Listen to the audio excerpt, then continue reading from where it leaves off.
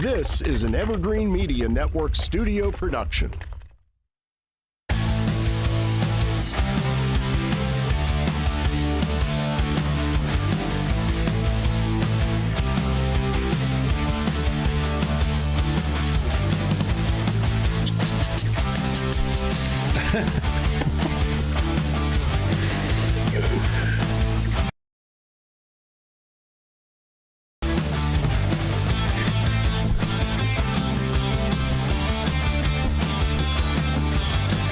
Welcome back to Classic Car Radio. I was just kind of getting into that. It was kind of good. I let it run for a while.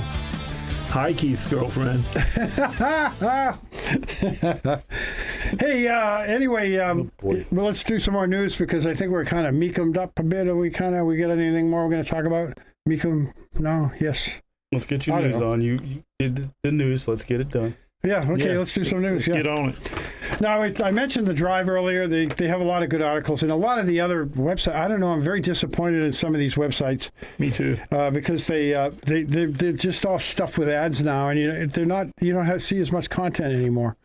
Hemmings was the biggest surprise because they have always been the best as far as, their writers and the articles they put up and stuff, and now they're just all ads. It's just like, and a lot of foreign stuff. Like they're reviewing all these, Japanese and Korean cars and whatever, Jaguars European. Oh yeah.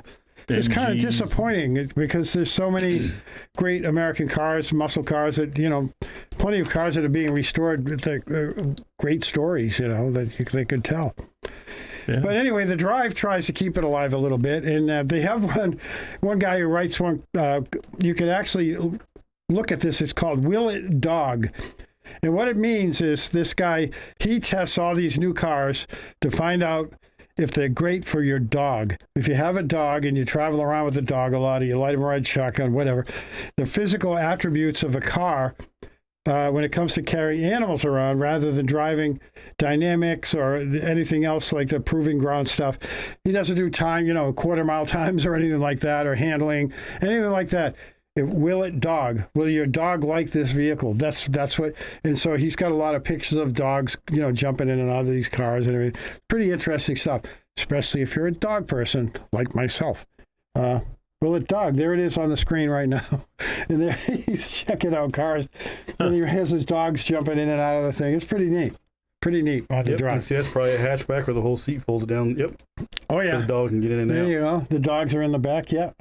It's nice that they post so nicely for them, too. That's pretty cool. Yep. I had a guy that... Well-behaved dogs. Yeah. I had a guy that was very well off, had some nice money, nicest guy ever. And his dog beater car was a Joe Gibbs supercharged Tahoe. Really? Yep. So he could put the seat down, put his two dogs in it. Yeah. My dogs always liked my K5 Blazer the best of all the vehicles I've had. They liked go jumping in that back seat and riding along back there and stuff. They didn't ride shotgun with me. They loved that back seat. I don't know why. Golden Retrievers, that's what I had. Apparently them dogs like that Aston Martin. Yeah. Yeah. Styling and profiling. Yeah. Yeah. That's great. But that's great. I mean, that's a different angle, a different aspect that, you don't see, and it's kind of fun to read. He reviews all these different cars and shows pictures of the dogs and how they like the car.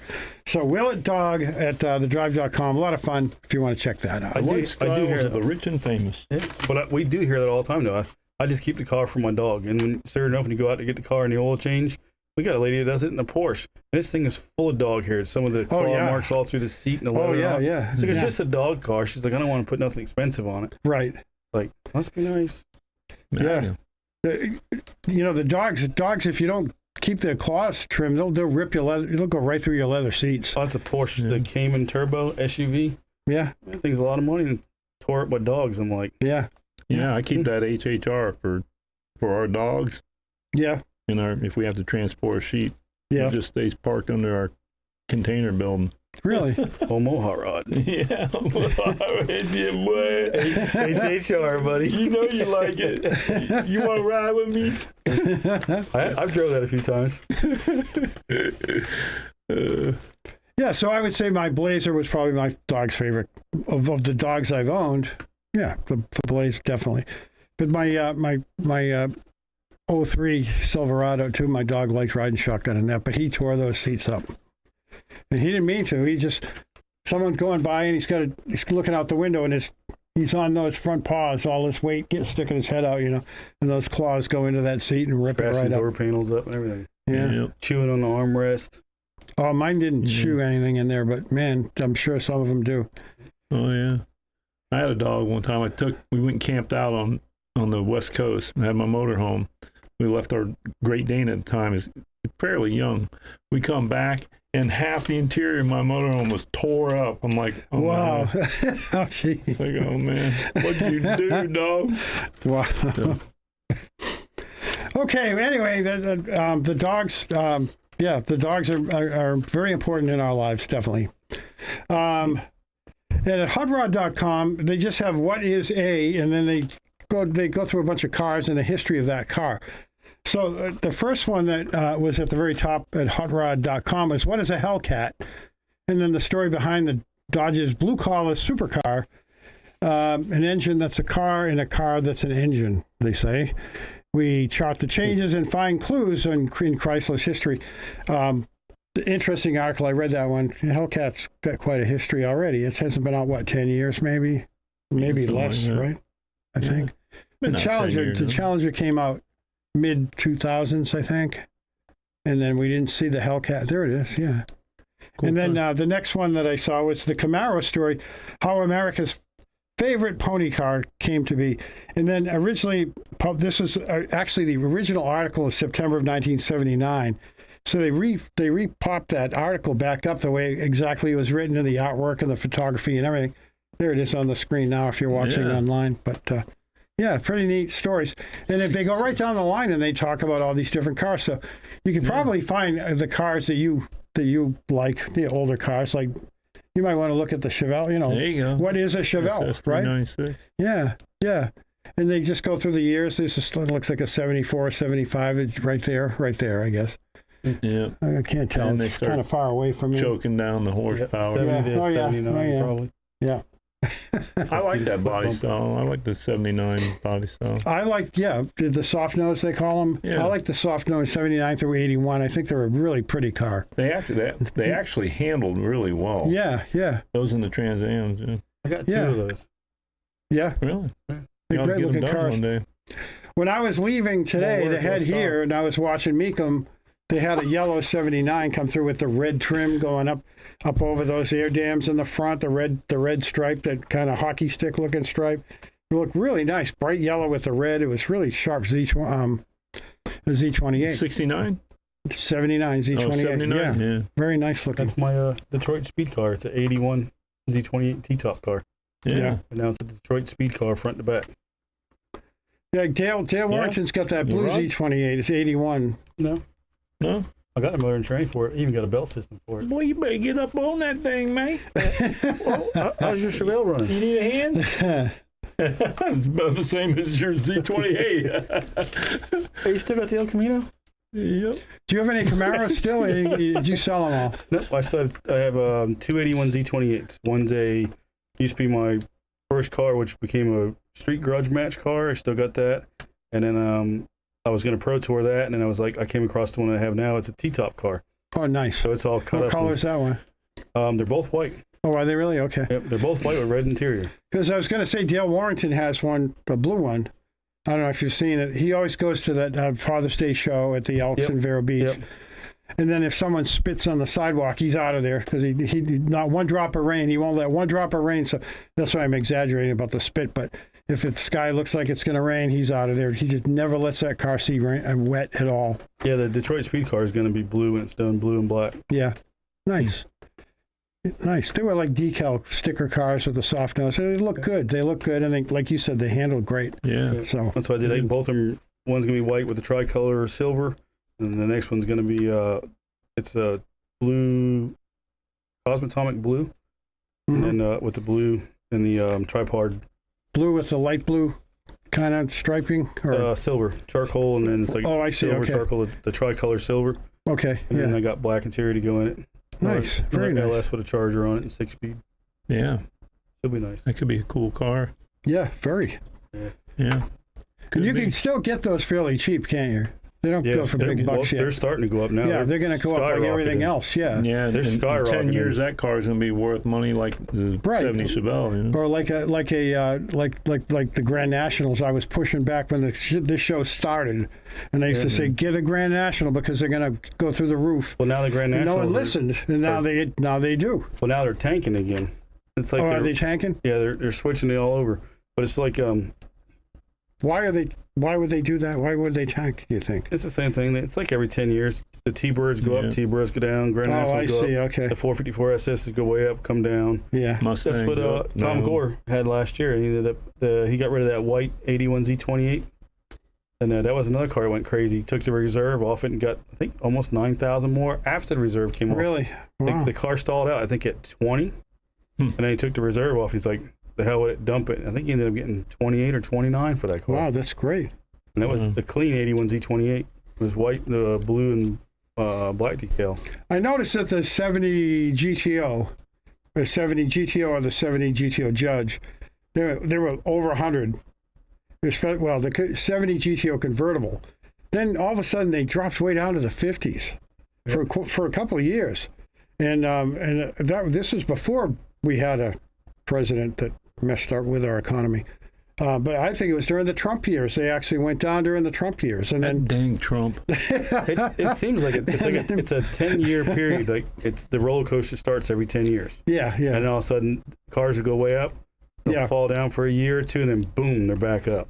yeah. I'm waiting for the Yugo to come down, and I'll grab a Yugo as soon as they get down to like 2,000, maybe, or maybe $10 or something. You know, I try to get that Yugo for you, but Knucklehead wouldn't chip in. Nobody else would. the Yugo. I was gonna pull up in it. I would take that. Outside I would me. take a Yugo to car shows with pride, man. It would be so much fun to see the reaction of people with a Yugo. I was gonna showing pull up out with a here on the trailer and be like, "Hey, Keith, I brought you some."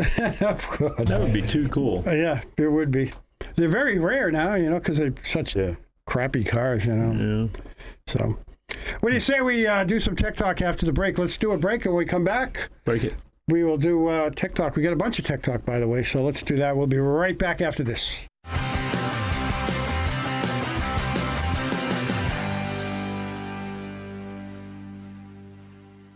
Have you ever wanted your carpets or area rugs cleaned, but you just didn't want to deal with the noise, the wet carpet, and that long dry time? And what happens to all that wet stuff underneath the carpet? Ew! Well, Heaven's Best Carpet Cleaning solves all that with their guaranteed 1-hour dry time. Their low moisture process dries fast, smells great, and it's safe for your kids and pets too. And guess what? They also clean sofas, love seats, chairs, and recliners. Heaven's Best serves all of Indian River County and Barefoot Bay. They're bonded and insured, and your results are guaranteed. Don't put it off any longer. Grab your phone and call Keith at Heaven's Best, 772-643-6999. You'll be thrilled with the results. 772-643-6999. Offering 24/7 emergency services, Joe Scazzari Roof Services Consulting offers prompt handling of homeowners' insurance claims and has been serving the Treasure Coast for over 40 years. Scazzari's roofing experts can fabricate and install standing seam metal roofs on site, saving you thousands of dollars. And for those do-it-yourselfers, they can cut and fabricate your metal roof and deliver it right to your home or job site. Got a flat roof? Scazzari Roofing and Consulting specializes in all commercial and residential flat roofing systems. State certified and licensed, Scazzari Roofing and Consulting is family-owned and operated. Check out their website at roofservicesconsulting.com or give them a call at 772-388-7453 or toll free at 888-675-8106. Scazzari Roofing and Consulting Contractors. Sure, they were born in Jersey, but they were made in America. An attitude and a sound like no other. Jersey Boys is the international musical phenomenon that takes you behind the scenes and behind the music of Frankie Valli and the Four Seasons. I'll go on living and keep on forgiving because who 4 guys from New Jersey would turn the world upside down with a unique sound that nobody had heard, but radio couldn't get enough of. Over 10 years on Broadway, winner of 4 Tony Awards with worldwide performances. It's the award-winning musical of Frankie Valli and the Four Seasons, featuring over 15 of their certified gold songs, and you know them all. Jersey Boys, now playing at Vero's magnificent Riverside Theater. Get your best tickets now at the box office or riversidetheater.com.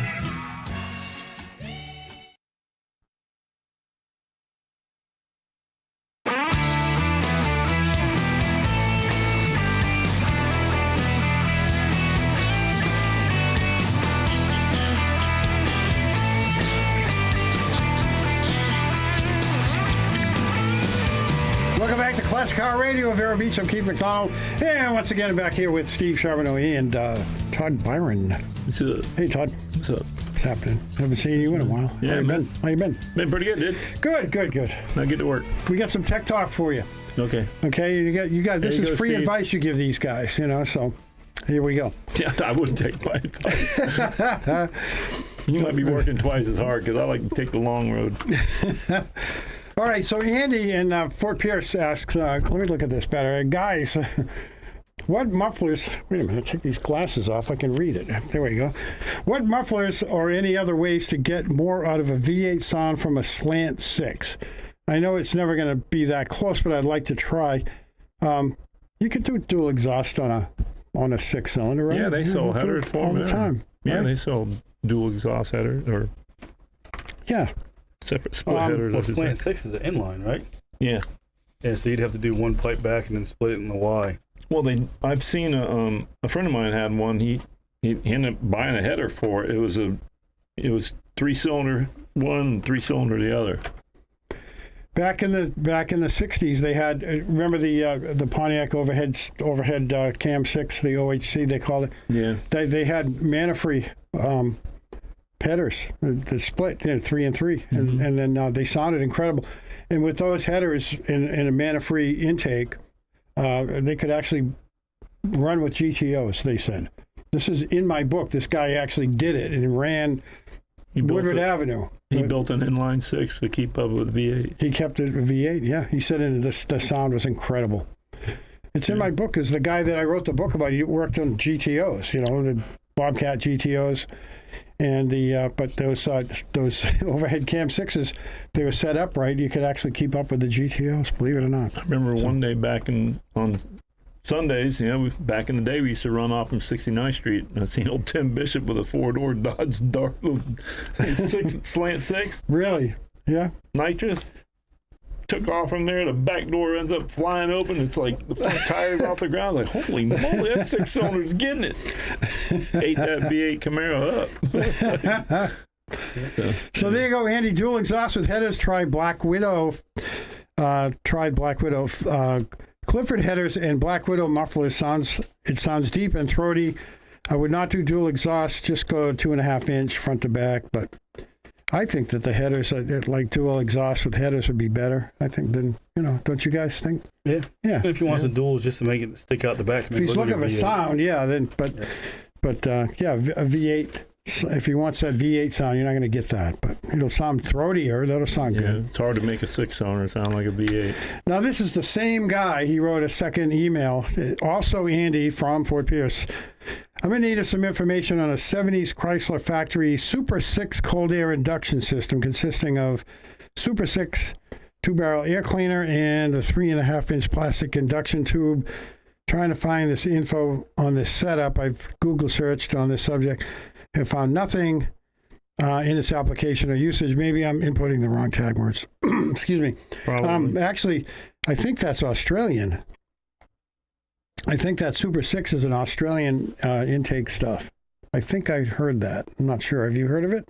Super 6? Nope. No? Never heard of it, so I have no clue. But go to slant6.org. There's a lot of great articles. That's what I'm going to tell you, Andy. Go to slant6.org, and they have all kinds of articles on that stuff. And you might find that Super 6 information right there at slant6.org because of, obviously, the bunch of guys with Slant 6 engines. There you go. Yeah. Right. What do we do for time?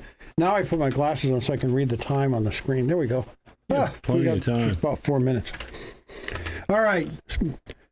Steve from Sebastian writes, Todd or Steve, what's the best way to remove the paint from a 72 Firebird nose? So that's an Endura type bumper.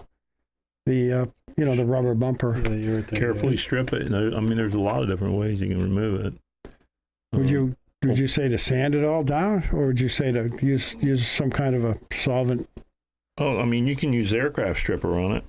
Yeah. You just gotta, you want to rough it up a little bit. It's probably going to do less than, sanding it. You're not going to be able to get in all the nooks and crannies of it. That's true. Yeah. You know Yeah. what I mean, the problem is with aircraft stripper nowadays is they've taken the potent ingredient out of it because people were stupid and they would try to do bathroom tubs and they get asphyxiated and die. Oh, really? So Wow. they took this ingredient out of it that used to really make the aircraft stripper work well. Yeah. Now it doesn't work well at all. Really? Yeah, but I mean, it will take some paint off. It's just going to take a while. Yeah. But then you got to make sure you clean it really good with some Comet and Scotch-Brite. To neutralize it all and then get it all smoothed out again. Yeah. And there you go. There you go. He might have another way. You have another way? Besides the stripper or sand it, but you sand it, you just got to be flat. Yeah. Otherwise, you're going to distort it and wave it. Yeah, you don't want to heat it up Right. No. because that thing will get wobbly. Oh, yeah. It looks Yeah. like somebody beat it with a sack of walnuts or something. I had some cracks in my GTO, and I used like a flex filler. I forget what it was or who made it, but probably like well, there's a 3M or bunch of something. 3M makes a lot of stuff Yeah, like that yeah. for fixing plastic bumpers and stuff nowadays. Yeah. All right. There you go, Steve and Sebastian. I haven't seen a 72 Firebird up there, but maybe he's just got a garage. Good luck. Yeah, good luck with that. Henry from the internet, he doesn't tell where he's from. He might be from, I don't know, Tulsa or whatever, Oklahoma, I don't know, wherever, Texas, I don't know. Todd, he writes, he only wants you, I guess. Mm-hmm. My 79 Camaro was originally a 350. I'm putting a 454 into it. Was wondering what motor mounts I would need to get. Can't seem to find any for this application when I go to Summit or Jegs. Motor mounts do pop up when they say they don't fit in the swap 454. I don't know what he means by that. That's kind of That would be ambiguous, but It'd be the same as a 454 to a, Yeah, a small block Yeah, mount should small fit block. right in that. yeah. yeah, it's all the same. Yeah. So he used the same motor mounts. Yeah. Okay. Yeah. And also the shocks and springs. Which ones are good? A good brand for this engine swap. He's going to need a little beefier. There's a little heavier engine, right? I assume. I'm sure you could find a good set from Summit or Jag. Yeah, Competition Yeah. Engineering makes some good ones if you want like Yeah. a drag setup, or if you want the car lowered. Honestly, believe it or not, if you're using probably an aluminum head big block, you could probably just put that right in. If you want the car to lower down like 1 inch to 2 inches, it'll set down, and they really won't do nothing. When I did the big block on my car, I used the factory small block springs, and it gave it the stance I wanted. Yeah. Okay. We got 1 minute left. I don't know if we can do this. This is a big long one. This guy, Dave from Fort Pierce, will have to get to you next week. Mike from Port St. Lucie. You know where I can find an entire floor pan, at the very least a one-piece rear pan for a 78 Charger SE? Mhm. Where would you do that? AMD. 30 or seconds. Classic Industries. Where? Classic Industrials or AMD sheet metal. Okay. Yeah, classic. That's local? AMD Yeah, sheet metal? Well, they're they're actually in Florida. Are they? They're Okay. on the other coast. Okay. Yeah. Classic Industries. Okay. Try them. All right.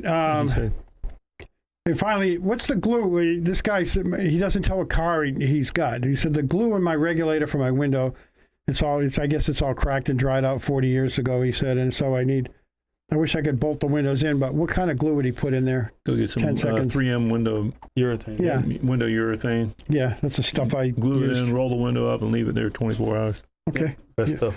Good. There you go. Hey, thanks very much for listening to Classic Car Radio. I'm Keith McDonald. I was here with Steve Charbonneau. We're all going to, and Todd Byron, we're all going to go out to Meekum and have a good time this weekend. Yeah. And See you there. I hope we see you there. I'll be And, signing autographs out there. well, you sign them right out here after the show in the parking lot, right? Yeah. Yeah, so anyway, we are out of here. See you.